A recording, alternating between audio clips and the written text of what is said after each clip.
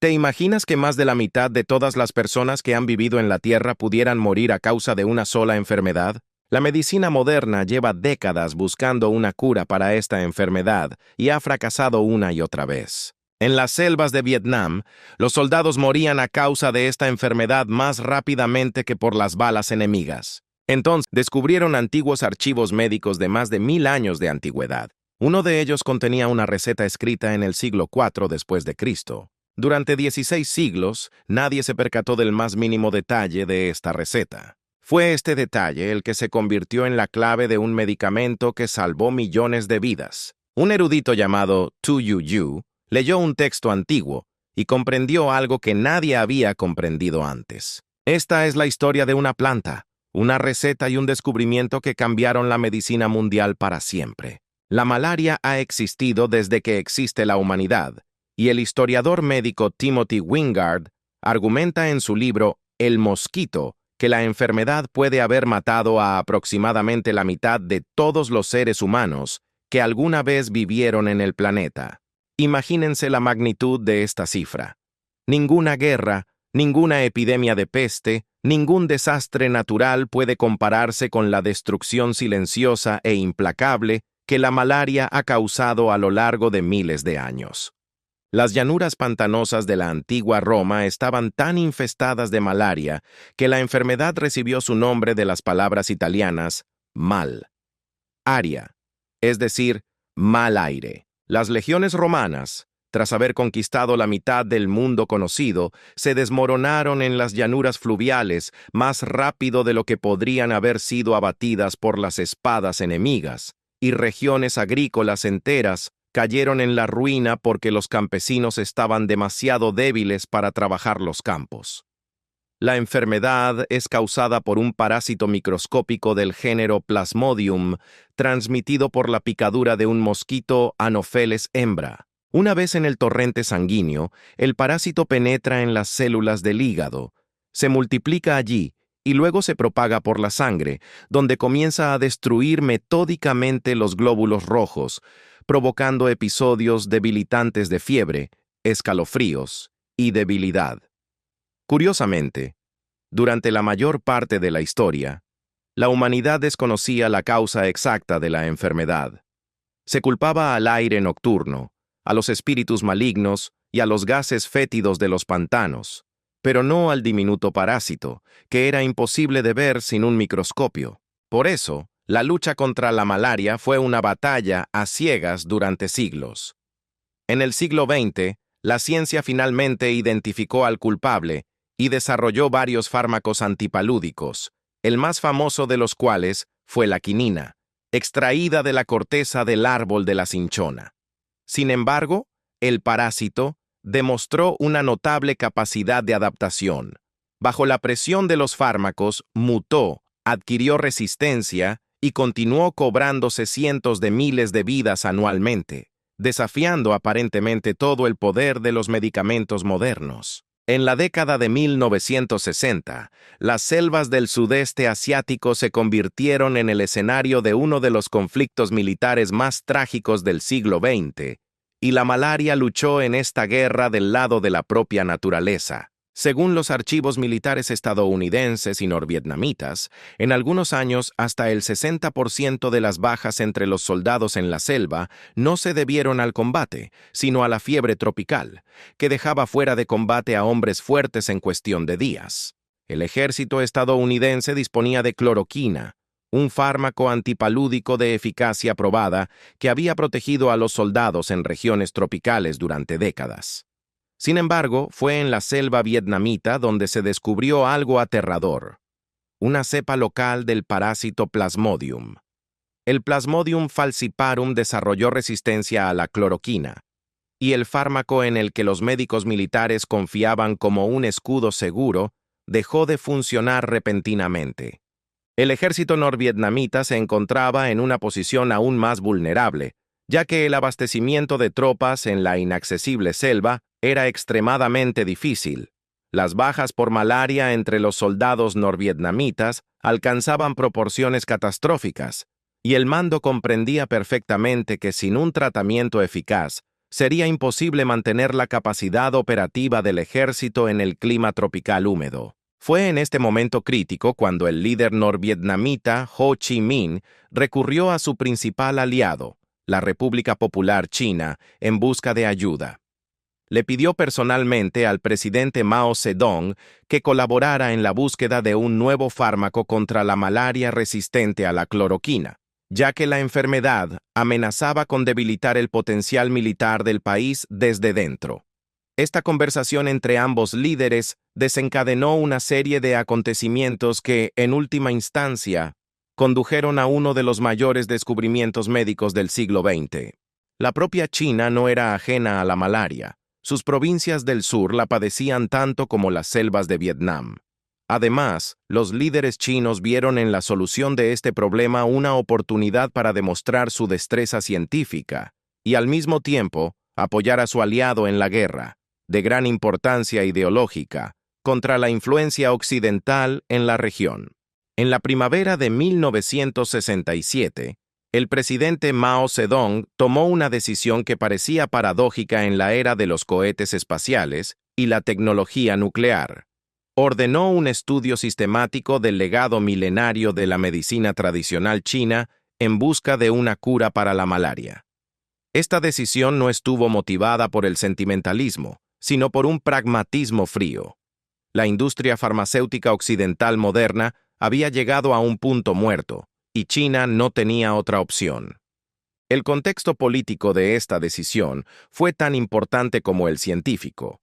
La revolución cultural estaba en pleno apogeo y el liderazgo chino promovía activamente la idea de que la medicina tradicional era un valioso tesoro nacional, a la par de la ciencia occidental.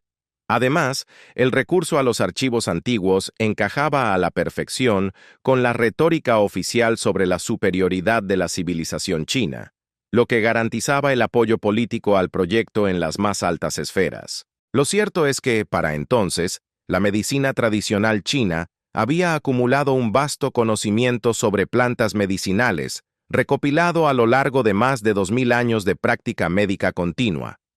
Una de las fuentes clave de este conocimiento fue el gran tratado Ben Cao, Ganmu, compilado en el siglo XVI por el erudito Li Shizhen, quien sistematizó información sobre más de 1800 sustancias medicinales de origen vegetal, animal y mineral.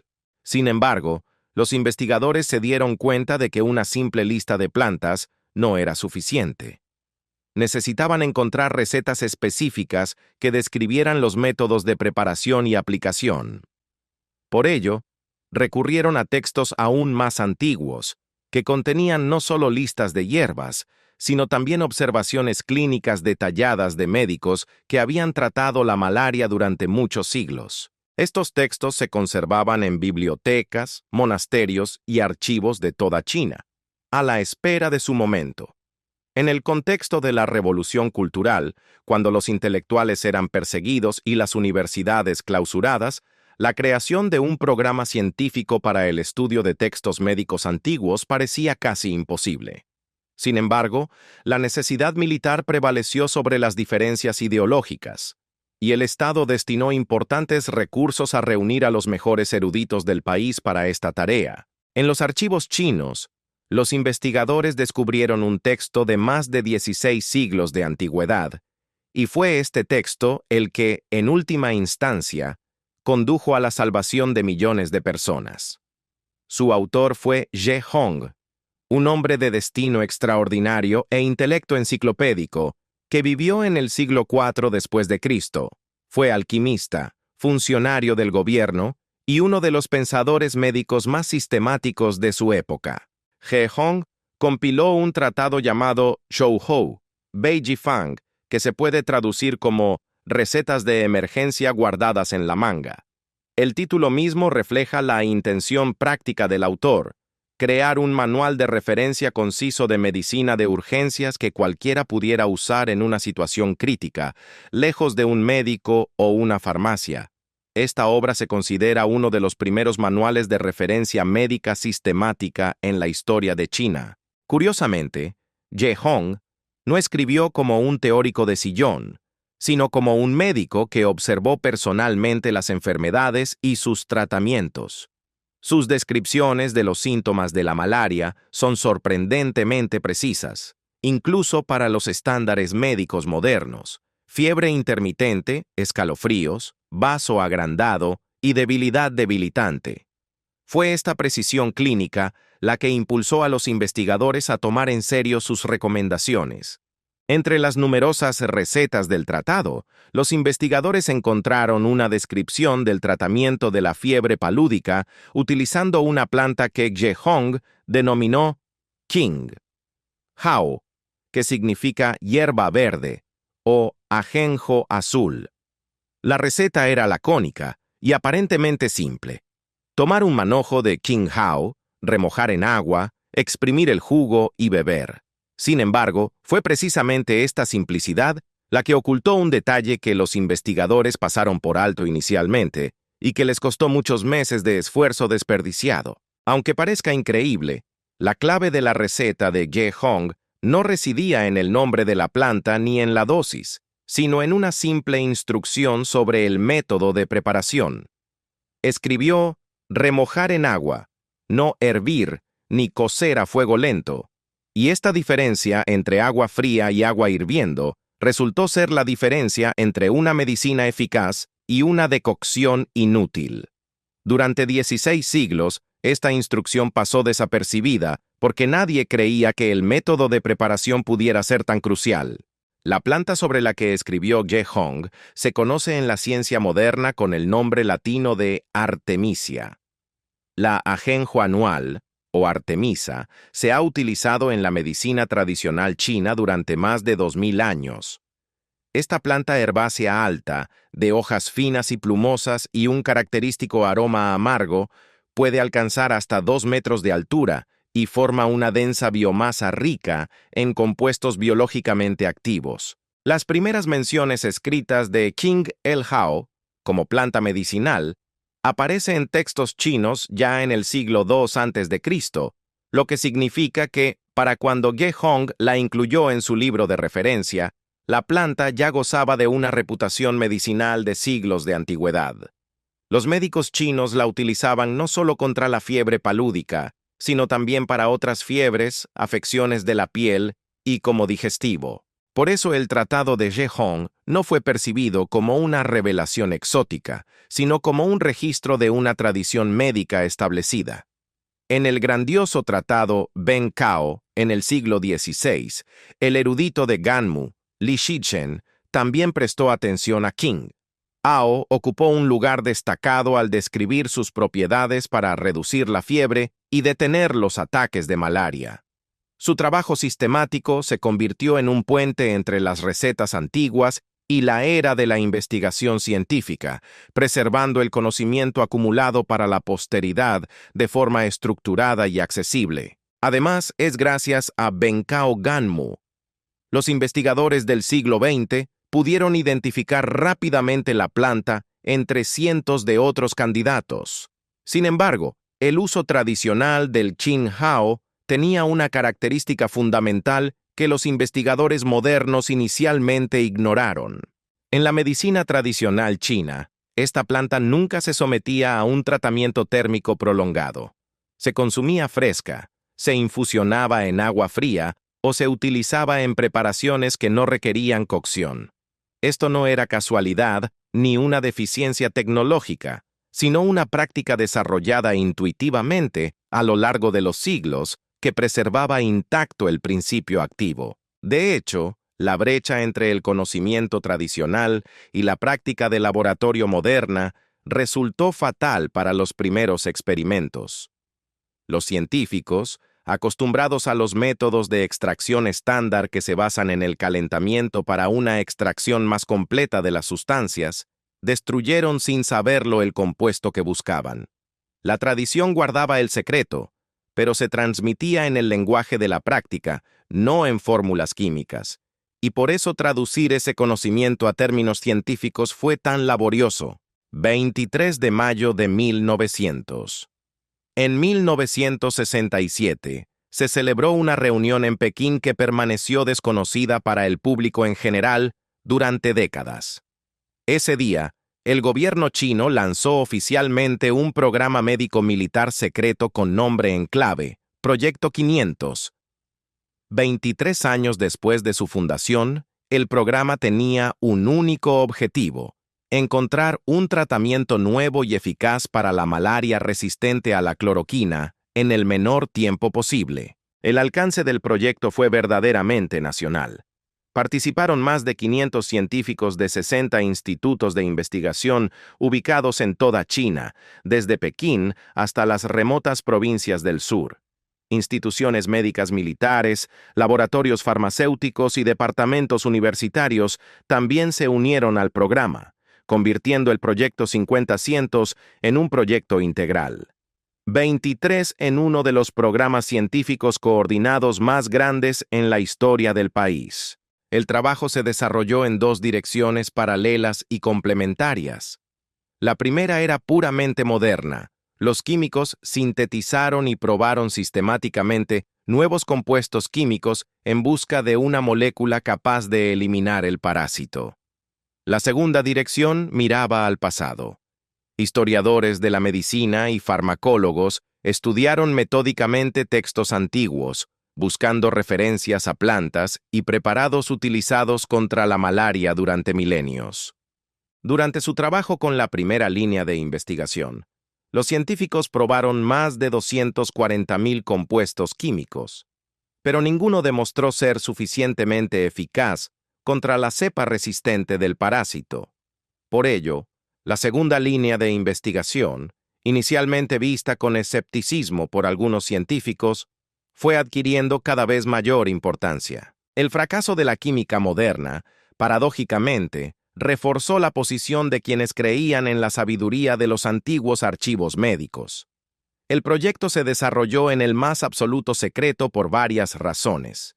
Por un lado, se trataba de un desarrollo militar vinculado a operaciones de combate reales en Vietnam. Por otro lado, durante la Revolución Cultural, el mero recurso a los textos históricos y al conocimiento tradicional podía interpretarse de forma controvertida desde una perspectiva política. Por este motivo, los resultados de la investigación no se publicaron en la literatura científica abierta y solo se dieron a conocer al mundo muchos años después del fin de la guerra.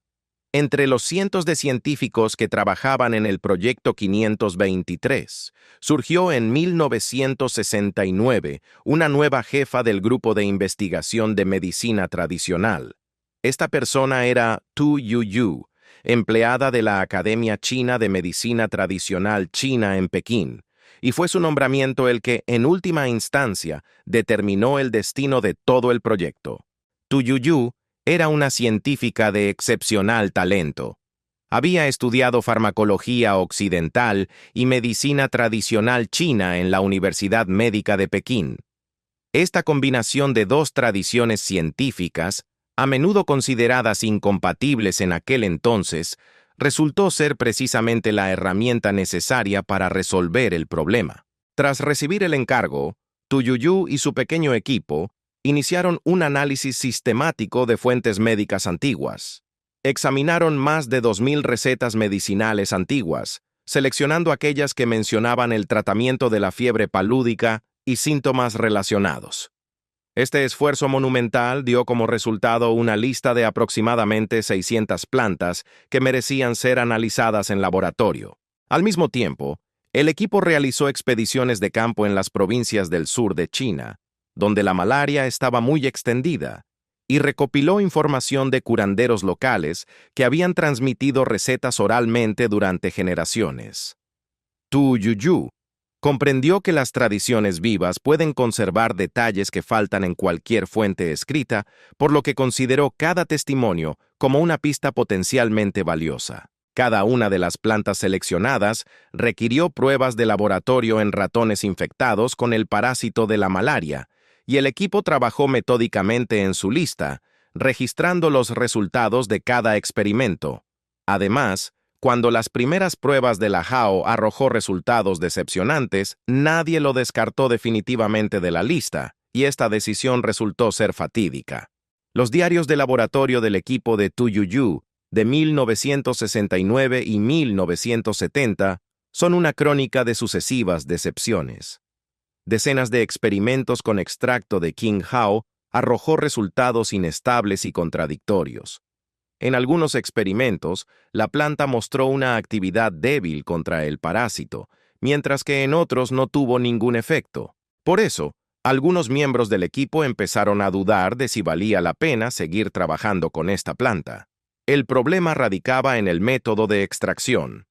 La práctica habitual en los laboratorios en aquel entonces consistía en utilizar altas temperaturas para extraer de forma más completa las sustancias activas de los materiales vegetales, y los investigadores, sin saberlo, estaban aplicando el mismo método al zinc.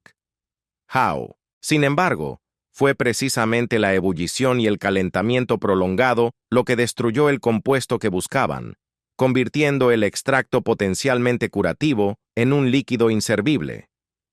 En 1971, Tu Youyou retomó el texto de Ge Hong y lo releyó con renovada atención. Fue entonces cuando notó que el antiguo médico no escribió hervir, sino remojar en agua, utilizando una formulación que indicaba claramente un método de preparación en frío. Esta observación trastocó toda la lógica de los experimentos y puso de manifiesto un error fundamental que el equipo había estado cometiendo durante muchos meses. El compuesto activo, la artemisinina, se destruye al calentarse por encima de los 60 grados Celsius, lo que la hace extremadamente sensible a los métodos de extracción estándar. Imagínese, durante 16 siglos, un texto antiguo conservó este conocimiento en forma de una sencilla instrucción práctica, y solo un erudito capaz de leer entre líneas la tradición médica podía discernir la clave química que contenía. Tu Youyou modificó el método de extracción, optando por la extracción a baja temperatura con éter dietílico, y los resultados mejoraron de inmediato. En octubre de 1971, un experimento resultó 100% efectivo contra el parásito de la malaria en ratones de laboratorio. Este resultado fue tan inesperado después de una larga serie de fracasos que el equipo repitió el experimento varias veces antes de creer en sus propios datos. Además, cada prueba repetida confirmó lo mismo: el extracto de zinc a baja temperatura. Hao destruyó el parásito por completo y sin dejar rastro. Tras obtener resultados convincentes en animales de laboratorio, el equipo se enfrentó a una pregunta que en la ciencia moderna requiere meses de aprobación burocrática. ¿Era seguro el extracto para uso humano? Dada la urgencia militar y el secretismo del proyecto, esperar era imposible, por lo que Tu Youyou tomó una decisión que hoy se consideraría increíblemente arriesgada. Ella se ofreció voluntariamente a probar el medicamento en sí misma. Junto con varios colegas, Tu Youyou aceptó ser la primera persona en tomar el extracto purificado de Qing. Hao fue elegido como sujeto de prueba.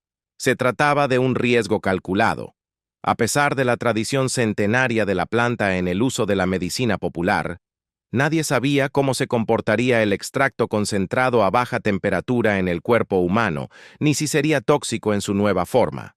Por eso, los científicos monitorearon su estado con sumo cuidado, registrando cada cambio en su bienestar. El autoexperimento fue un éxito. No se detectaron efectos secundarios graves, y el equipo obtuvo datos iniciales sobre la seguridad del fármaco en humanos. Imaginen la enorme responsabilidad personal que asumieron estas personas.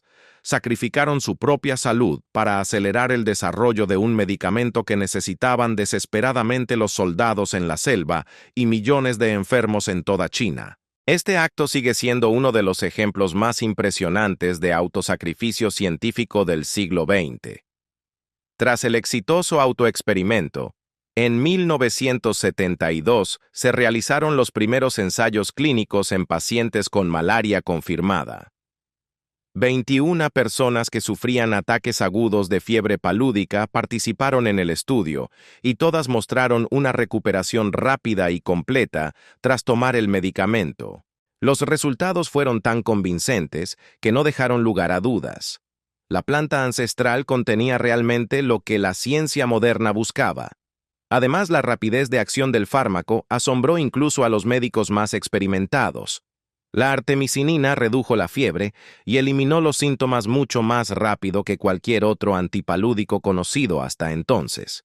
Esta cualidad era particularmente importante en el ámbito militar, donde la rápida recuperación de la capacidad de combate de los soldados era de vital importancia estratégica. Por ello, el mando militar se interesó de inmediato por los resultados de la investigación y aceleró las pruebas. Durante muchos años, el descubrimiento de Tuyuyu permaneció prácticamente desconocido fuera de China, ya que los resultados del Proyecto 523 no se publicaron en revistas científicas internacionales por motivos de seguridad. Las farmacéuticas occidentales continuaron buscando una solución al problema de la malaria por sus propios medios, sin saber que ya se había descubierto en laboratorios secretos de Pekín. Esta paradoja del aislamiento científico le costó a la humanidad muchos años y muchas vidas. Solo en 1979, tras el fin de la Guerra de Vietnam y la apertura gradual de China al mundo, comenzaron a aparecer las primeras publicaciones científicas sobre la artemisinina en fuentes accesibles. Sin embargo, la comunidad médica internacional recibió inicialmente estos resultados con cautela. A los científicos occidentales les resultaba difícil aceptar la idea de que la solución a uno de los mayores problemas médicos de la humanidad pudiera derivarse de un texto antiguo del siglo IV. Además, las barreras políticas de la Guerra Fría ralentizaron considerablemente el intercambio de datos científicos entre China y los países occidentales. La Organización Mundial de la Salud reconoció la artemisinina y las terapias combinadas basadas en artemisinina como tratamiento estándar para la malaria recién en 2004, más de 30 años después de su descubrimiento inicial. Este reconocimiento marcó una revolución en la medicina antipalúdica mundial. Los medicamentos a base de artemisinina comenzaron a distribuirse masivamente en países de África y Asia, donde la malaria seguía cobrándose cientos de miles de vidas cada año. Por eso, muchos expertos en salud global consideran esta decisión una de las más importantes en la historia de la Organización Mundial de la Salud. En 2015, Tuyuyu fue galardonada con el Premio Nobel de Fisiología o Medicina, convirtiéndose en la primera ciudadana china en recibir este premio por una investigación científica realizada en China. El Comité Nobel hizo especial hincapié en que la artemisinina fue el primer fármaco importante derivado de la medicina tradicional china en alcanzar reconocimiento científico mundial. Curiosamente, Tuyuyu tenía 84 años cuando recibió el premio, lo que la convierte en una de las galardonadas de mayor edad en la historia del premio. La ceremonia del Premio Nobel atrajo una gran atención hacia el descubrimiento y por primera vez dio a conocer a una audiencia global la historia completa. El programa militar secreto, el antiguo texto de Gehong, la autoexperimentación de los científicos y décadas de aislamiento científico. Aunque parezca increíble, muchos de los colegas chinos de Tuyuyu se enteraron de los detalles del descubrimiento a través de informes internacionales sobre el Premio Nobel. Tal era el secreto que reinaba en los archivos secretos sobre el Proyecto 523. Para comprender por qué la artemisinina resultó ser un arma tan eficaz contra el parásito de la malaria, debemos profundizar en las interacciones moleculares y observar un panorama que se asemeja más a una emboscada militar que a una reacción química típica. La molécula de artemisinina contiene un elemento estructural inusual que los químicos denominan puente endoperóxido, dos átomos de oxígeno unidos de una manera específica. Es este detalle el que convierte a la molécula en una especie de bomba química de relojería. Cuando el parásito de la malaria Plasmodium penetra en un glóbulo rojo humano, comienza a digerir la hemoglobina, liberando un compuesto que contiene hierro llamado hemo. Este hierro es un elemento crucial en el metabolismo del parásito, pero es precisamente este hierro el que lo destruye al entrar en contacto con la artemisinina. El hierro activa el puente endoperóxido de la molécula de artemisinina, desencadenando una reacción en cadena que genera radicales libres altamente tóxicos directamente dentro de la célula del parásito. Los radicales libres producidos por esta reacción atacan las proteínas y membranas del parásito desde el interior, alterando sus funciones vitales más rápido de lo que puede desarrollar mecanismos de defensa. Además, todo este proceso ocurre exclusivamente dentro de las células infectadas, ya que es allí donde se concentra el hierro que activa la molécula. Las células humanas sanas, que no contienen tales concentraciones de hemo libre, permanecen prácticamente inalteradas. Por ello, la artemisinina muestra una selectividad excepcional. Destruye el parásito con precisión quirúrgica sin causar daños significativos al huésped. Imagínese la elegancia de este mecanismo. El propio parásito activa la molécula que lo autodestruye, utilizando su propio proceso metabólico como desencadenante de su muerte. Esta planta ancestral desarrolló este compuesto a lo largo de millones de años de evolución, y la humanidad necesitó 2000 años de práctica médica y varias décadas de ciencia moderna para comprender con exactitud su funcionamiento. Además, la rapidez de acción de la artemisinina a nivel molecular explica su superioridad clínica sobre fármacos más antiguos. La quinina y la cloroquina actuaban con relativa lentitud, dando tiempo al parásito para adaptarse y desarrollar mecanismos de resistencia.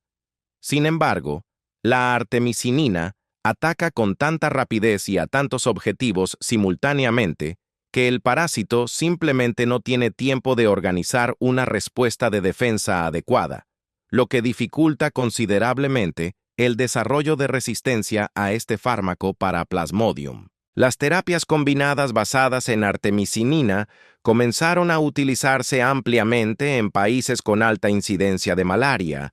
Las estadísticas de mortalidad cambiaron de forma tan drástica que los epidemiólogos inicialmente revisaron sus datos por duplicado, desconfiando de sus propios cálculos. Según la Organización Mundial de la Salud, la introducción generalizada de estos fármacos en las décadas de 2000 y 2010 salvó millones de vidas, con el mayor impacto en el África subsahariana, donde la malaria tradicionalmente ha cobrado el mayor número de víctimas mortales. Las tasas de mortalidad infantil fueron particularmente alarmantes. Las terapias asequibles basadas en artemisinina, la malaria, era una de las principales causas de muerte entre los niños menores de 5 años en las regiones tropicales, cobrándose la vida de cientos de miles de pequeños pacientes cada año, sin que la medicina moderna pudiera salvarlos. Por ello, la salud mundial considera la introducción de las terapias basadas en artemisinina uno de los logros más significativos en la lucha contra la mortalidad infantil durante el último medio siglo. Curiosamente, el éxito de la artemisinina ha transformado no solo la práctica médica, sino también la estrategia mundial de control de la malaria. La Organización Mundial de la Salud ha desarrollado ambiciosos programas de eliminación de la malaria en varias regiones, basándose en la eficacia de las terapias combinadas como pilar fundamental de estas estrategias. Además, países que parecían estar irremediablemente asolados por la malaria endémica hasta la década de 1990 comenzaron a mostrar una disminución constante de la incidencia de decenas de puntos porcentuales por año. Sin embargo, la distribución mundial del fármaco ha planteado a la humanidad un nuevo desafío, uno que los científicos habían previsto desde el principio. El uso generalizado y no siempre apropiado de la monoterapia con artemisinina, es decir, sin combinarla con otros antipalúdicos, creó las condiciones para el desarrollo gradual de resistencia del parásito a la sustancia activa. En el sudeste asiático, principalmente en Camboya y Myanmar, los primeros casos de susceptibilidad reducida de Plasmodium se registraron ya en 2010. Falciparum a la artemisinina, lo que ha causado gran preocupación en la comunidad científica. Por ello, La Organización Mundial de la Salud aboga exclusivamente por las terapias combinadas, que combinan la artemisinina con fármacos de diferente mecanismo de acción, reduciendo significativamente el riesgo de desarrollar resistencia. Esta recomendación ha suscitado un intenso debate sobre la accesibilidad al tratamiento, ya que las terapias combinadas son considerablemente más caras que los extractos vegetales simples y resultan inaccesibles para una parte importante de la población en los países más pobres del mundo. De hecho, este conflicto entre la cautela científica y la necesidad humanitaria se ha convertido en una de las contradicciones centrales de la medicina global moderna. El descubrimiento de la artemisinina no solo dio lugar a una revolución médica, sino también a un mercado farmacéutico completamente nuevo, cuya magnitud sigue creciendo año tras año. Según las empresas analíticas Grand Vista, según Research and Market Watch, el mercado global de antipalúdicos a base de artemisinina está valorado en miles de millones de dólares y muestra un crecimiento constante, impulsado tanto por la expansión geográfica como por el desarrollo de nuevas formulaciones. Por ello, las mayores compañías farmacéuticas del mundo están cada vez más interesadas en este segmento de mercado. Durante muchos años, la única fuente de artemisinina fue la propia planta Artemisia annua, y las compañías farmacéuticas dependían por completo de la producción agrícola. Los principales proveedores de hojas de Artemisia annua eran China, Vietnam y varios países africanos, donde el clima permitía su cultivo a escala industrial. Sin embargo, la dependencia de materias primas naturales generó un grave problema. Los rendimientos variaban según la temporada, los precios de mercado eran inestables y la producción no siempre podía satisfacer la creciente demanda. Esta inestabilidad impulsó a los científicos a buscar métodos alternativos para producir artemisinina, y en 2013, la empresa estadounidense de biotecnología Amyris anunció el desarrollo de una tecnología para producir artemisinina semisintética utilizando levadura genéticamente modificada. La tecnología consistía en insertar genes en el genoma de las células de levadura que les permitían sintetizar ácido artemisínico a partir de un azúcar simple, el cual se convertía químicamente en artemisinina lista para usar. Además, esta tecnología prometía que la producción del fármaco sería completamente independiente de las inclemencias del tiempo y las fluctuaciones del mercado agrícola. Sin embargo, la aparición de la artemisinina sintética desató una inesperada ola de controversia. Los agricultores de China, Vietnam y África, que ya habían desarrollado industrias enteras en torno al cultivo de Artemisia annua, se vieron amenazados con perder su mercado. Además, algunos expertos advirtieron que la producción sintética consolidaría el control de este fármaco vital en manos de unas pocas grandes corporaciones, lo que podría provocar precios más altos y una menor accesibilidad para los países pobres. De hecho, este conflicto ha puesto de manifiesto una profunda contradicción entre el progreso tecnológico y la justicia social en la industria farmacéutica global. Curiosamente, el mercado nunca ha adoptado por completo la artemisinina sintética, y las materias primas naturales de origen vegetal siguen siendo la fuente más importante del principio activo para la mayoría de los fabricantes. Esto se explica tanto por factores económicos como por las dificultades técnicas de escalar la producción biotecnológica a un nivel capaz de satisfacer la demanda mundial. Por ello, el destino de millones de pacientes con malaria en todo el mundo sigue dependiendo en gran medida del éxito de la cosecha anual de ajenjo en los campos de China y África. En medio del debate sobre la producción sintética y las corporaciones farmacéuticas, un movimiento completamente diferente se desarrollaba discretamente en todo el mundo, ofreciendo una solución radicalmente sencilla al problema de la disponibilidad de medicamentos. Pequeñas organizaciones y agrónomos entusiastas comenzaron a enseñar a los agricultores de las regiones más pobres de África cómo cultivar Artemisia annua directamente en sus propias parcelas, convirtiendo sus jardines en boticas personales. La idea parecía demasiado simple para ser cierta, pero su simplicidad era precisamente su fuerza.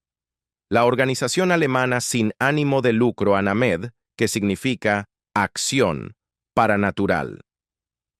La medicina se ha convertido en una de las principales defensoras de este enfoque y a lo largo de los años ha capacitado a agricultores y trabajadores de la salud en decenas de países africanos en la tecnología de cultivo y uso de la planta. Programa ANAMED se basa en el hecho de que la Artemisia annua es una planta de fácil cultivo y rápido crecimiento, capaz de alcanzar 2 metros de altura en una sola temporada y producir cantidades significativas de biomasa incluso en suelos pobres.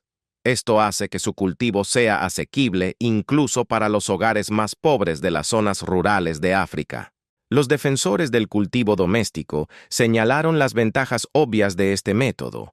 La planta no requiere equipos complejos, fertilizantes caros, ni conocimientos agronómicos especializados, y sus hojas se pueden utilizar para preparar té o infusiones directamente en casa. Además, en regiones donde las farmacias se encuentran a decenas de kilómetros de distancia y la pobreza impide adquirir medicamentos certificados, tener una planta de Artemisia annua en el jardín puede significar, literalmente, la diferencia entre la vida y la muerte para un niño enfermo. Sin embargo, fue precisamente en este contexto donde el cultivo doméstico de esta planta se enfrentó a una fuerte oposición por parte de organizaciones médicas internacionales y la industria farmacéutica. La Organización Mundial de la Salud desaconseja oficialmente el uso de remedios herbales a base de Artemisia annua como sustituto de medicamentos certificados, debido a la imposibilidad de controlar la concentración del principio activo en las infusiones caseras. Esto se debe a que el contenido de artemisinina en las hojas de la planta varía significativamente según la variedad, las condiciones de cultivo, la época de cosecha y el método de preparación, lo que hace prácticamente imposible una dosificación precisa en casa. Por eso, el conflicto entre los defensores del cultivo doméstico y los partidarios de la producción estandarizada no es solo una disputa sobre preferencias, sino una contradicción fundamental con graves implicaciones para la salud mundial. Mientras la comunidad médica debatía sobre la disponibilidad de fármacos antipalúdicos, un grupo de investigadores planteó una pregunta inesperada. Si la artemisinina elimina el parásito de la malaria mediante una reacción con el hierro, ¿podría actuar de forma similar en otras células con niveles elevados de hierro? La respuesta a esta pregunta abrió un campo completamente nuevo de la oncología e impulsó a científicos de todo el mundo a reconsiderar por completo esta humilde planta de los campos de China. Lo cierto es que las células cancerosas absorben hierro con mucha más intensidad que las células sanas, ya que lo necesitan para su rápida división y crecimiento. Esta propiedad de las células tumorales, en teoría, las hacía vulnerables al mismo mecanismo que la artemisinina utiliza contra el parásito de la malaria. El aumento de los niveles de hierro activaría la molécula y dirigiría su acción destructiva contra el propio tumor. En 2001, investigadores de la Universidad de Washington pusieron a prueba esta hipótesis en un laboratorio y obtuvieron resultados que captaron de inmediato la atención de la comunidad oncológica. En sus experimentos, los científicos de Washington descubrieron que la artemisinina era capaz de eliminar células de cáncer de mama con una eficacia asombrosa, y que su selectividad por las células tumorales en comparación con las células sanas era bastante alta. Además, cuando los investigadores saturaron previamente las células cancerosas con hierro, la eficacia de la artemisinina aumentó considerablemente, lo que confirmó el mecanismo dependiente del hierro de su acción antitumoral. Estos resultados impulsaron una ola de investigación a nivel mundial, y hoy en día el potencial anticancerígeno de la artemisinina se estudia en decenas de laboratorios de varios continentes. Sin embargo, las propiedades antiparasitarias del ajenjo no se limitan a su efecto sobre el parásito de la malaria en humanos, y la investigación veterinaria ha descubierto otro uso inesperado de esta planta. Los científicos han descubierto que la Artemisia annua reduce eficazmente la infestación de ovejas por un parásito llamado Haemonchus contortus, que es uno de los parásitos intestinales más peligrosos en la cría de ovejas y causa anualmente enormes pérdidas económicas a las granjas de todo el mundo. Por ello, agrónomos y veterinarios de varios países han comenzado a considerar la inclusión de Artemisia annua en la alimentación animal como un método prometedor para combatir enfermedades parasitarias sin el uso de antihelmínticos químicos. Curiosamente, todo este espectro de actividad biológica, desde efectos antipalúdicos hasta anticancerígenos y antiparasitarios, se unifica mediante un único mecanismo molecular basado en una reacción con el hierro y la generación de radicales libres. Esto significa que la planta, que los médicos chinos utilizaban para tratar la fiebre hace 2000 años, podría ser la fuente de toda una familia de compuestos medicinales aplicables en una amplia gama de campos de la medicina. Además, los científicos creen que el potencial terapéutico completo de la Artemisia annua está lejos de haberse agotado y requiere mayor investigación. Género Artemisia estaría incompleta sin la historia de otro miembro de su género, quien, a finales del siglo XIX y principios del XX, se vio envuelta en uno de los escándalos culturales y políticos más notorios de la historia de la civilización europea. Esta es Artemisia, el ajenjo, la madera amarga de la que se elaboraba la legendaria bebida del ajenjo, y cuya historia es un ejemplo sorprendente de cómo una planta puede ser destruida no por enfermedades o desastres naturales, sino por intereses y miedos humanos. En las últimas décadas del siglo XIX, la absenta fue un auténtico símbolo de la cultura bohemia en París y en toda la Europa francófona. Paul Verlaine y Arthur Rimbaud la bebían, Edgar Degas la representó en sus pinturas, Oscar Wilde la elogió en sus ensayos y Vincent van Gogh la consideraba parte integral de su vida creativa. Imagínense el ambiente de los cafés parisinos de aquella época, donde artistas, poetas y filósofos saboreaban la turbia bebida verde en mesas de mármol y debatían sobre arte, política y el sentido de la existencia. Sin embargo, a principios del siglo XX, se desató una campaña coordinada contra la absenta, que la presentaba como un veneno mortal que corrompía la mente e inducía a la locura. Los periódicos publicaron historias escalofriantes de crímenes supuestamente cometidos bajo los efectos del ajenjo. Los médicos emitieron advertencias sobre su extrema toxicidad y los moralistas exigieron una prohibición inmediata. En 1915, Francia prohibió la producción y venta de ajenjo, y la mayoría de los demás países europeos siguieron su ejemplo en los años siguientes. El principal culpable en esta historia fue el compuesto tuyona, presente en el ajenjo y conocido por sus propiedades neurotóxicas cuando se consume en grandes dosis. Los detractores de la absenta afirmaban que la tuyona provocaba alucinaciones, convulsiones y trastornos mentales, convirtiendo a un bebedor moderado en un lunático peligroso. Estas acusaciones se arraigaron firmemente en la conciencia pública y fueron percibidas durante décadas como un hecho científicamente probado, aunque la investigación real en aquel momento era extremadamente superficial y metodológicamente débil. Curiosamente, los historiadores económicos que estudian esta época han observado una notable coincidencia.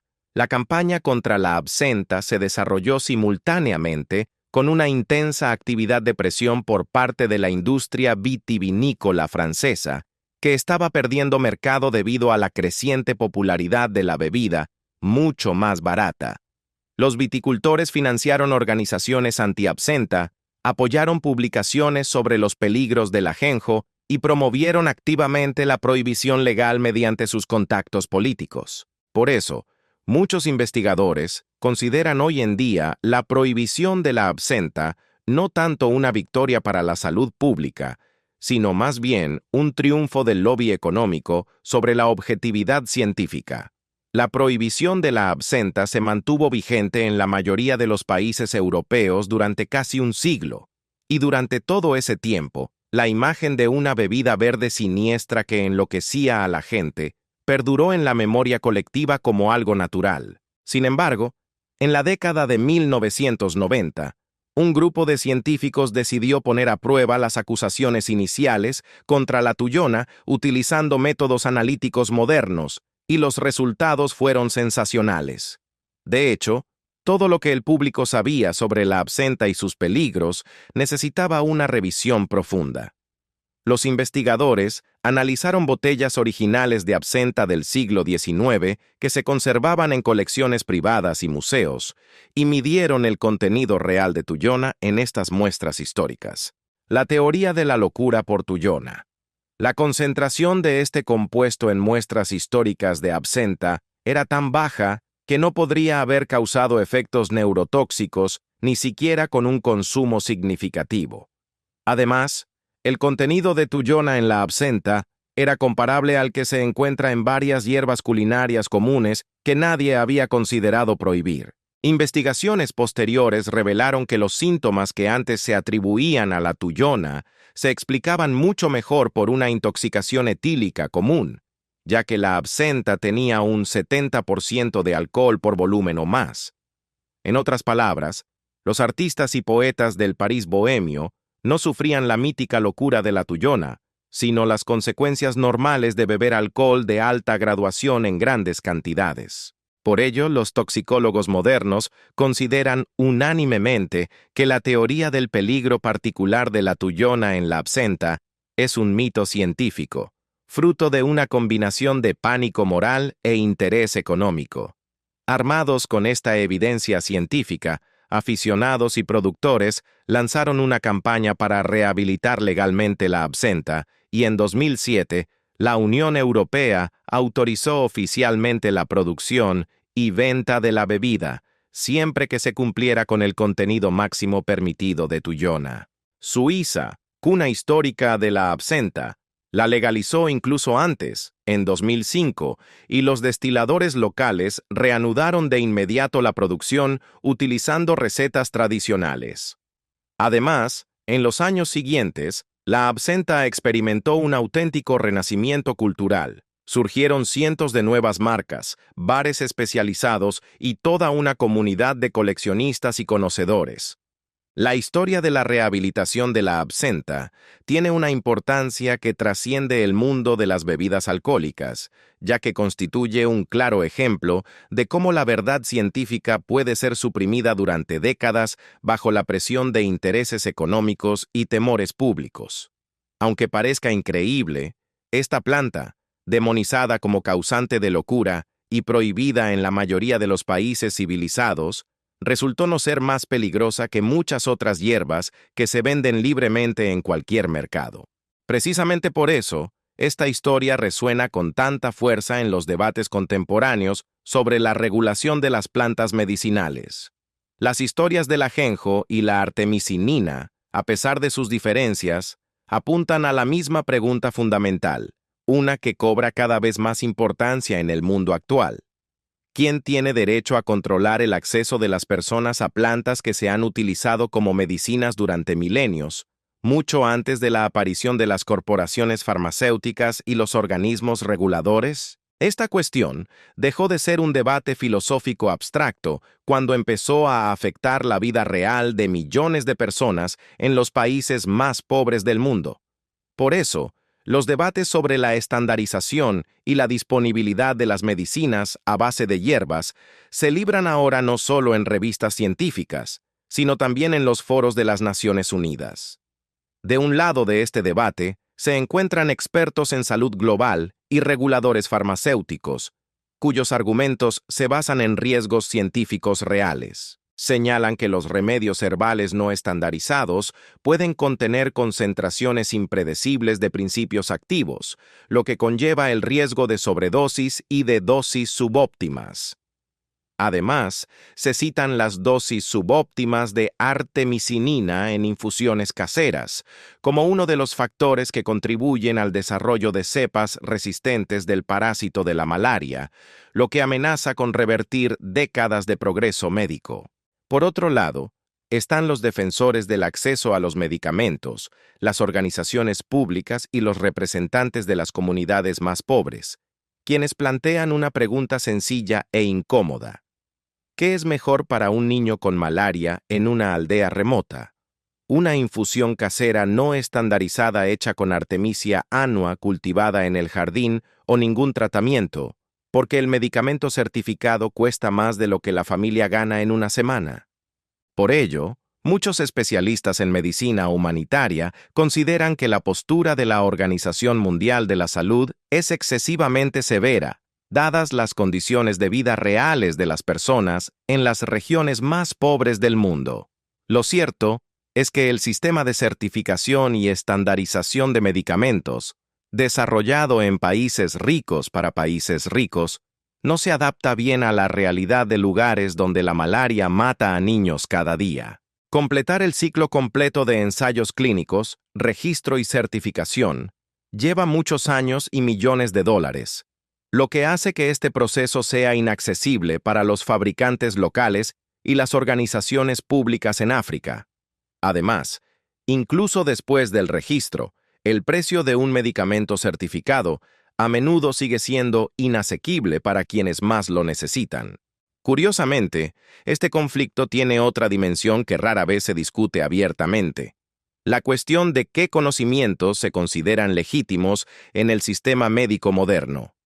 El conocimiento tradicional sobre plantas medicinales, acumulado durante cientos de generaciones en África, Asia y América Latina, no se ajusta a los estándares de la medicina basada en la evidencia simplemente porque nunca se ha sometido a ensayos controlados aleatorios. Sin embargo, fue este conocimiento el que condujo al descubrimiento de la artemisinina, y por eso la historia de Tu Yu Yu no es solo la biografía de un científico, sino también un argumento en el debate actual sobre el valor de la sabiduría tradicional frente a la ciencia moderna. La historia de la Artemisia annua, que ha viajado desde los jardines de la antigua China, pasando por los laboratorios secretos de Pekín, hasta el Premio Nobel y los campos de África, nos lleva en última instancia a una pregunta que concierne a todas las personas del planeta, independientemente de dónde vivan y de la distancia que las separe de la farmacia más cercana.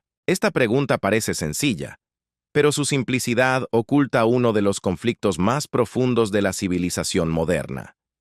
¿Pertenecen las plantas, que la naturaleza ha creado durante millones de años y que los humanos han utilizado durante milenios, a toda la humanidad o a quienes patentaron por primera vez sus compuestos activos? Imaginen la trayectoria completa de esta historia en toda su magnitud. El parásito de la malaria ha coexistido con los humanos durante cientos de miles de años y ha cobrado más vidas que todas las guerras de la historia de la humanidad juntas. Los médicos chinos descubrieron un arma contra él hace 2000 años y transmitieron este conocimiento de generación en generación en forma de una receta sencilla y práctica. Ge Hong escribió esta receta en el siglo IV con el único propósito de que cualquier persona necesitada pudiera usarla sin necesidad de un médico ni una farmacia, llevando literalmente las instrucciones en la manga de su túnica. 16 siglos después, una crisis militar en las selvas vietnamitas impulsó a los eruditos chinos a retomar este texto, y Tu Yu Yu descubrió lo que había estado oculto a plena vista: una simple instrucción para no hervir la planta, lo que preservaba intacto el ingrediente activo. Este descubrimiento fue un triunfo no solo para la ciencia moderna, sino también para la idea misma de que el conocimiento acumulado por la humanidad a lo largo de milenios merece la misma atención que los resultados de las investigaciones de laboratorio más avanzadas. Además, el Premio Nobel de 2015 reconoció oficialmente, por primera vez en la historia, a la medicina tradicional china como la fuente de un descubrimiento de importancia mundial. Sin embargo, el triunfo de la artemisinina viene acompañado de una profunda controversia que aún no se ha resuelto. Una planta al alcance de cualquier agricultor en un clima tropical, cuya receta fue escrita para que cualquiera pudiera usarla en caso de emergencia, se encuentra ahora en el centro de un debate sobre patentes, estandarización y control de acceso. Millones de personas en los países más pobres del mundo mueren a causa de una enfermedad cuya cura crece literalmente bajo sus pies. Pero las organizaciones médicas internacionales les desaconsejan el uso directo de esta planta. Por eso, la historia de la Artemisia annua refleja todas las contradicciones de la medicina global moderna. La historia del ajenjo añade otra dimensión importante a este panorama, recordándonos que la demonización de las plantas rara vez es accidental y casi siempre tiene beneficiarios económicos. El ajenjo fue prohibido no porque la ciencia hubiera demostrado sus peligros, sino porque su popularidad amenazaba las ganancias de otros, y esta prohibición duró casi un siglo a pesar de la falta de fundamento científico real. De hecho, esta lección de historia debería hacernos más cautelosos ante cualquier campaña que restrinja el acceso a los recursos medicinales naturales y plantearnos la incómoda pregunta de qué intereses se esconden tras cada restricción. En definitiva, la historia del género Artemisia, desde los antiguos jardines chinos hasta los modernos laboratorios farmacéuticos y los huertos africanos, es una historia sobre la naturaleza del conocimiento y quién lo posee. He Hong escribió su tratado para que el conocimiento fuera accesible a todos. Tu Yuyu dedicó su vida a garantizar la validación científica de dicho conocimiento. Y hoy, mientras la artemisinina salva millones de vidas y continúan los debates sobre el acceso a los medicamentos, la pregunta más importante sigue vigente. ¿Será capaz la humanidad de encontrar un equilibrio entre el rigor científico y la necesidad humanitaria, entre el control de calidad y el derecho de toda persona a acceder al conocimiento legado por la naturaleza y sus antepasados?